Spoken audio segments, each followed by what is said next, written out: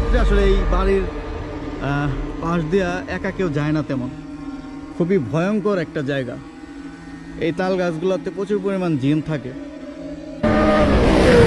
এই হচ্ছে জিনের বাড়ি, যেখানে কেউ থাকে না। আসলে আমি এখানে প্রবেশ করার পরেই একটা সেম সেম ভাব চলে আসছে। বাড়ি আছে, গাছগাছালি সব কিছুই আছে, খেজুর গাছ আছে, চাষ নাই, টিউবওয়েল আছে, মানুষ নাই, মানে সম্পূর্ণ একটা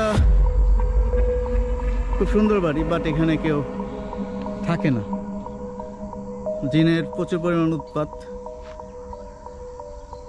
বন্ধ।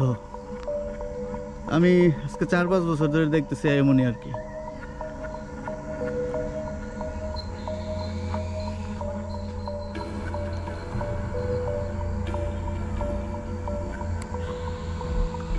খুব সুন্দর একটা ফ্রেম।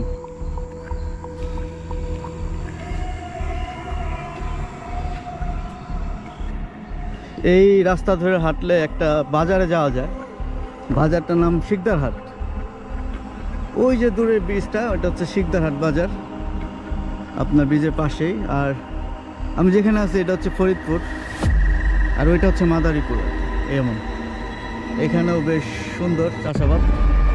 এখন বিকালের সময়, ওই দিকটা লাইট কম,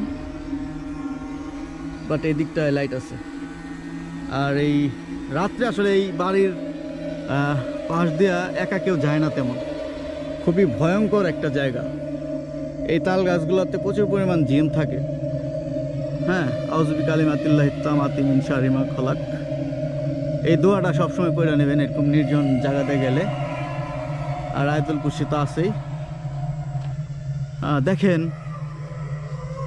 মানে একটা নির্জন জায়গায় মানুষ বসতিও করছে, বাট থাকতে পারতেছে না।